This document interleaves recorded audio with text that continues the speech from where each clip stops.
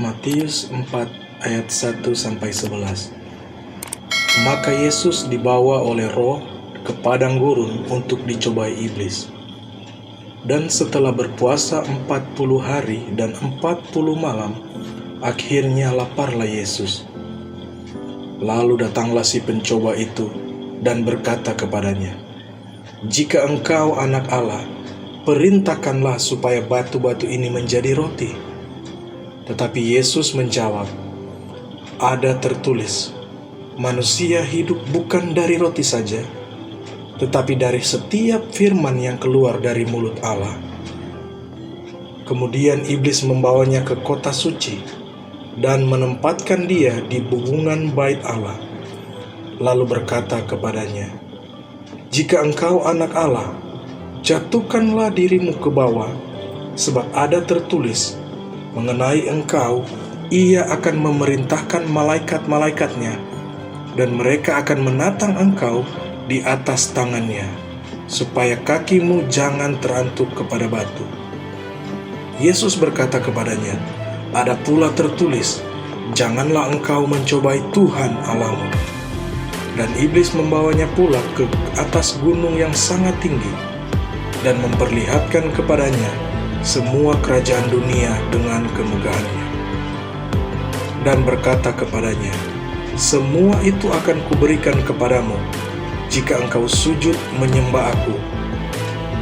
Maka berkatalah Yesus kepadanya, "Enyalah iblis, sebab ada tertulis, engkau harus menyembah Tuhan Allahmu, dan hanya kepada Dia sajalah engkau berbakti." Lalu iblis meninggalkan dia. Dan lihatlah, malaikat-malaikat datang melayani Yesus.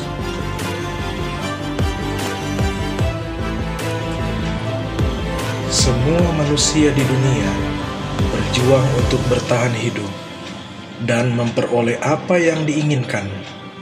Akan tetapi, tidak semua manusia bisa memperoleh kekayaan, kemewahan, dan kehormatan. Kadangkala karena adanya keinginan yang besar, manusia rela melakukan apa saja, bahkan menukar keyakinannya. Lewat peristiwa kebenaran firman Tuhan saat ini, jangan sampai kita kehilangan keselamatan hanya dengan mengejar keinginan duniawi. Kita diingatkan agar kita tidak jatuh ke dalam pencobaan. Pencobaan yang pertama yaitu kebutuhan. Kebutuhan utama manusia adalah sandang, pangan, dan papan.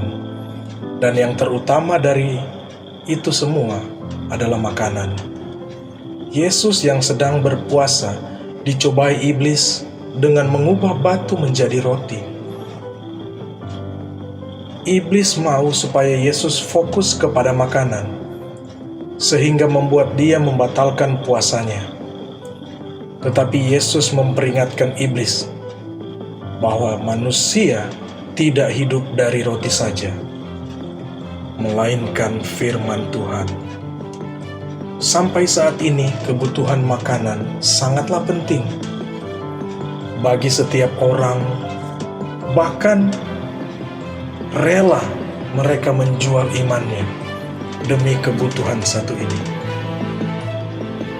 Alkitab mengingatkan kepada kita dalam Matius 6 ayat 25 bahwa janganlah khawatir akan hidupmu, akan apa yang hendak kamu makan, minum, dan pakai. Karena burung di udara saja yang tidak menanam Tuhan pelihara. Tetapi ayatnya yang ke-33 berkata, "Tapi carilah dahulu kerajaan Allah dan kebenarannya, maka semuanya itu akan ditambahkan kepadamu."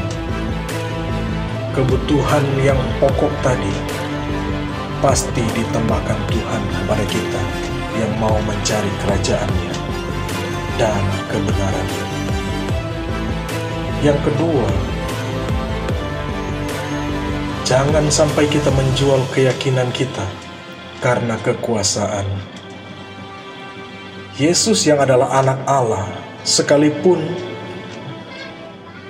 dia dicobai oleh iblis, supaya dia menggunakan kekuasaannya untuk memerintahkan malaikat supaya menolongnya.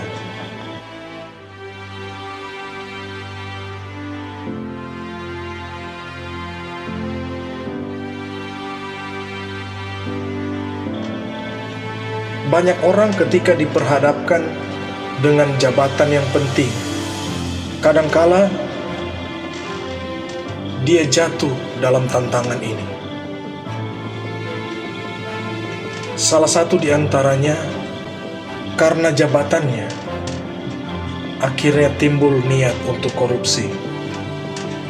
Ada yang menjadi sombong dan otoriter. Disinilah manusia diuji ketika dia memiliki kekuasaan.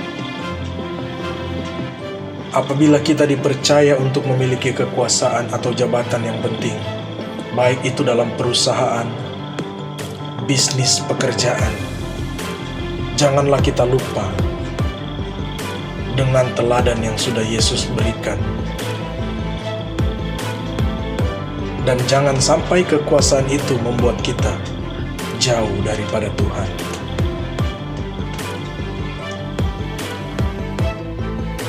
Yang ketiga adalah karena harta. Siapakah di dunia ini yang tidak ingin harta kekayaan? Semua orang pasti menginginkannya.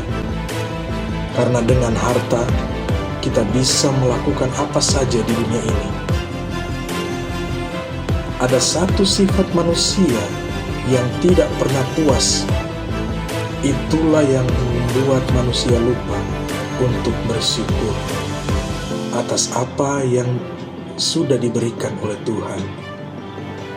Kalaupun kita dipercaya untuk memiliki harta yang banyak, sebaiknya muliakanlah Tuhan dengan harta kita. Dan janganlah kita melupakan Tuhan, tetapi fokuslah kepada Tuhan, bukan fokus kepada harta.